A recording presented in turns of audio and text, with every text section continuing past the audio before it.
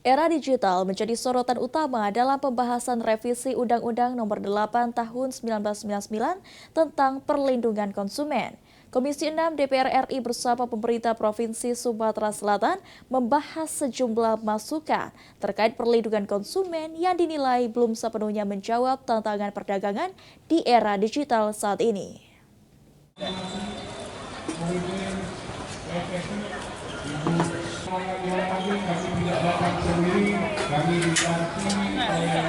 Komisi 6 DPR RI melakukan kunjungan kerja ke Palembang untuk menjaring masukan dari berbagai pemangku kepentingan terkait rencana revisi Undang-Undang Nomor 8 Tahun 1999 tentang perlindungan konsumen di Auditorium Geraha Bina Praja Pemerintah Provinsi Sumatera Selatan pada Rabu siang.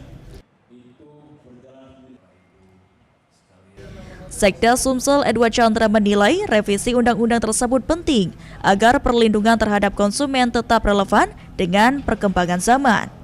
Menurutnya, perlu ada kelembagaan yang linear antara perusahaan dan daerah, serta penguatan terhadap lembaga penyelesaian sengketa konsumen yang sudah ada di Sumatera Selatan.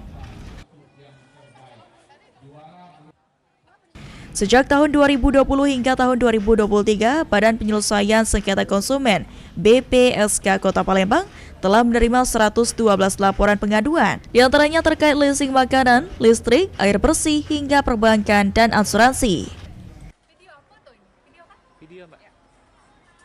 Disampaikan ya, pertama mengenai kelembagaan linear lah antara pusat dengan daerah, itu sudah dibicarakan tadi. Kemudian juga bentuk perkuatan kepada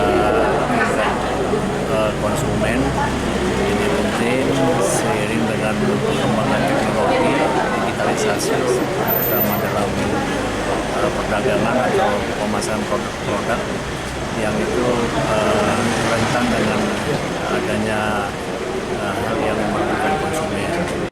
Sementara itu, Wakil Ketua Komisi 6 DPR RI, Andre Rosiade menargetkan pembahasan revisi Undang-Undang Perlindungan Konsumen rampung pada awal tahun 2026.